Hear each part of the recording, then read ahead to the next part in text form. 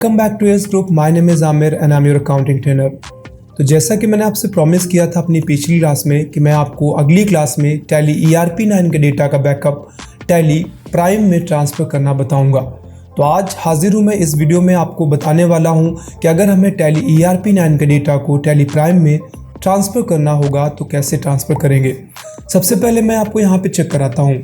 मेरे पास दोनों ही सॉफ्टवेयर हैं। मैंने टैली ERP9 को भी इंस्टॉल करके रखा हुआ है और मेरे पास टैली प्राइम भी है। हालांकि अगर मैं आपको चेक कराऊं तो पहले मैं आपको टैली ERP9 दिखाता हूं। तो यहाँ पे एक कंपनी है हमारे पास already, AS group private limited नाम की। इस कंपनी में कुछ एंट्रियां भी पास की गई हैं। अगर मैं दिखाऊं, यहाँ पे डिस्प्ले पे जाऊंगा, इंटर करूंगा और यहाँ अगर हम डे बुक में जाके इंटर करते हैं तो देख लीजिए यहाँ पे दो एंट्रीज पास की गई हैं। एक है कैपिटल की और दूसरी है सैलरी की। वहीं अगर मैं आपको यहाँ पे प्राइम पे चेक कराऊं तो देखिए यहाँ पे एक भी एंट्री पास नहीं की गई है। अगर मैं एस्केप करके दिखाऊंगा तो आपसे बोलेगा कंपनी बंद हो जाएगी और साथ साथ आपका ये सॉफ्टवेयर भी बंद हो जाएगा। तो अगर अब आपको ट्रांसफ़र करना है अपने टैली ERP9 की जो एक कंपनी थी, एक से ज़्यादा होती तो भी अगर आपको ट्रांसफ़र करना होता तो समझ लीजिए तरीका बहुत आसान है। पहले तरीका समझते हैं और फिर मैं आपको करके दिखाता हूँ। सबसे पहली चीज़, टैली ERP9 हो या हो टैली प्राइम, दोनों में ही बैकअप एंड रिस्टोर का ऑप्शन रहता है। तो सिंपली अगर आपको करना क्या होगा, आपको टैली ERP9 को डेटा को बैकअप लेना है और उसको टैली प्राइम में रिस्टोर कर देना है। बस इतना आप करेंगे, आपका सारा का सारा डेटा टैली ERP9 से टैली प्राइम में ट्रांसफ़र हो जाएगा। चलिए अब हमें करना होगा तो क्या करेंगे। तो उसके लिए सबसे पहले मैं जाऊंगा टैली ERP9 पे। अब इसका जो भी डेटा है मैं स्केप करके बाहर जाऊंगा। किस कंपनी का, एक ही कंपनी है, एक से ज़्यादा होती तो भी सेम प्रोसेस रहता। मैं इस पूरे के पूरे डेटा का बैकअप लूँगा। बैकअप लेने के लिए मैं यहाँ से डेस्कटॉप पे आऊँगा और यहाँ पे मैं एक फ़ोल्डर बना लेता हूँ जिस पे मैं बैकअप लूँगा। कुछ भी, मान लीजिए मैं टैली नाम का ही एक फ़ोल्डर बना लेता हूँ। ठीक है, अब इस फोल्डर को ओपन कर लें और ओपन करने के बाद आपको यहाँ पे क्लिक करना है। एड्रेस पे जब आप क्लिक करेंगे तो यहाँ पे पूरा का पूरा एड्रेस बताता है आपके इस फोल्डर का। सी ड्राइव में यूजर्स के अंदर 91731 नाम के यहाँ पर इसके अंदर डेस्कटॉप के अंदर टैली नाम का फोल्डर है। अब आपको क्या करना है, आपको इसी जाना है यहाँ पे और आपको बैकअप लेना है। बैकअप लेने के दो तीन तरीके हो सकते हैं। सबसे पहले तो यहाँ पे दिखाई दे रहा है कंपनी इन्फो, आप इस पर क्लिक कर ले, या फिर आप चाहें तो Alt and F3 प्रेस करें अपने कीबोर्ड से।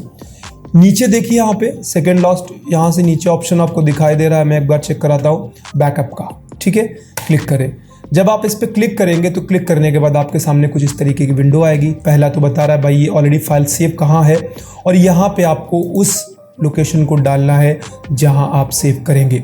अगर आपको याद हो तो मैंने जस्ट अभी आपको दिखाया था कि जो नए वाला फोल्डर है जहां पे हमें चाहिए वो उसका ये एड्रेस है।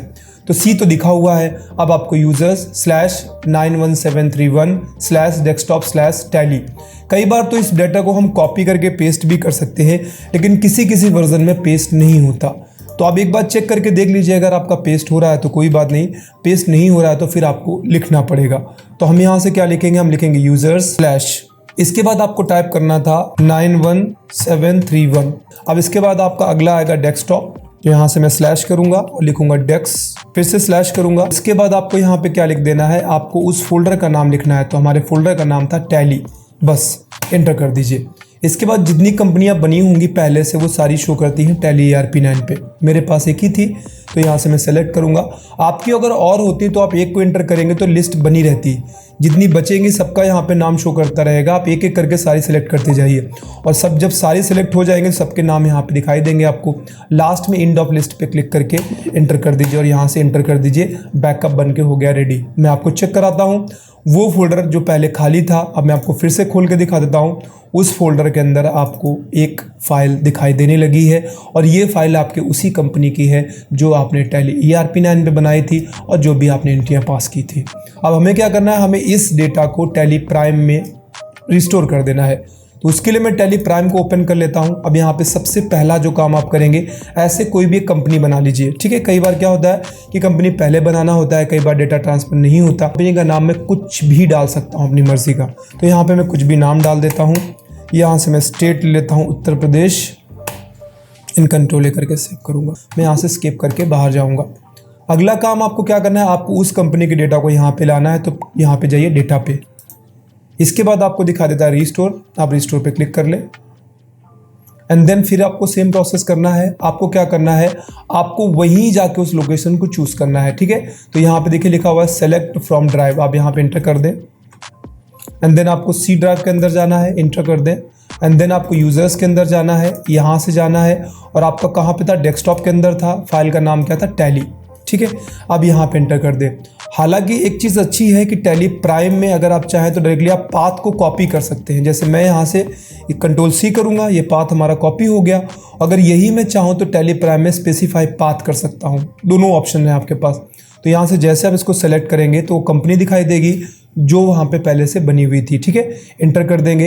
इंटर करने के बाद आपको इंड ऑफ लिस्ट करना है एंड देन यहाँ से इंटर कर दीजिए, ठीक है। अब यहाँ से जरूर बताएगा already exist user by the, यहाँ पे, ठीक है।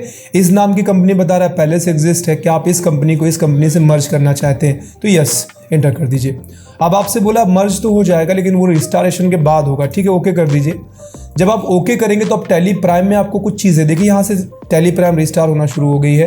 अब आपसे माइग्रेशन के लिए बोलेगा, क्योंकि एक कंपनी के डेटा को दूसरी कंपनी के डेटा से आप मर्ज कर रहे हैं, माइग्रेट कर रहे हैं, तो आपको क्या करना होगा, आपको थोड़ी सी सेटिंग अप्लाई करनी पड़ेगी। तो यहाँ से हमारा टैली टैली प्राइम ओपन हो गया। आप कंटिन्यू इन एजुकेशन मोड कर दीजिए। अब देखिए बता रहा है आपसे, क्या बता रहा है, आपको एएस ग्रुप के डेटा को माइग्रेट करना है। तो माइग्रेट करने के लिए पहले आप कॉन्फ़िगरेशन पे जाइए और यहाँ से नीचे वाले पे इंटर करके इंटर कर दीजिए, ठीक है। अब इंटर करने के बाद आपको सेम प्रोसेस दोबारा रिपीट कर लेना है। इंटर करिए, यहाँ से फिर इंटर कर दीजिए एंड देन आपको जाना है डेस्कटॉप पे, इंटर कर दीजिए, यहाँ से इंटर कर दीजिए और यहाँ से आपको अगला काम ऑलमोस्ट हो गया, ठीक है। यहाँ से आपका काम हो गया। अब यहाँ से कंट्रोल ले करके उसको सेव कर दीजिए। अब माइग्रेट पे जाइए, यहाँ पे माइग्रेट आपको दिखाई दे रहा है, आप इस पर क्लिक कर लें। क्लिक करने के बाद आप यहाँ से यस कर दें एंड देन इट्स डन, हो गया। अब ये आपका जो पहले टैली ERP9 पे था वो आपको यहाँ दिखाई देना शुरू हो गया है। अगर मैं आपको एंट्री चेक करा दूँ तो वो देख लीजिए, यहाँ पे आप डे बुक में जाके देख लीजिए, आपको वही दोनों एंट्रियाँ यहाँ पे दिखाई दे रही हैं जो थोड़ी देर पहले आपको नहीं दिखाई दे रही थी। तो उम्मीद करता हूँ आपको समझ आ गया होगा कि अगर आपको टैली ERP9 के डेटा को टैली प्राइम में ट्रांसफ़र करना है तो कैसे ट्रांसफ़र करेंगे। वीडियो पसंद आया है तो लाइक करिए, चैनल को सब्सक्राइब करिए, बेल आइकन पे हिट करिए। जल्द मिलेंगे एक नई क्लास में नए टॉपिक पे बात करते हुए, तब तक अपना ख्याल रखिए। Bye bye, take care.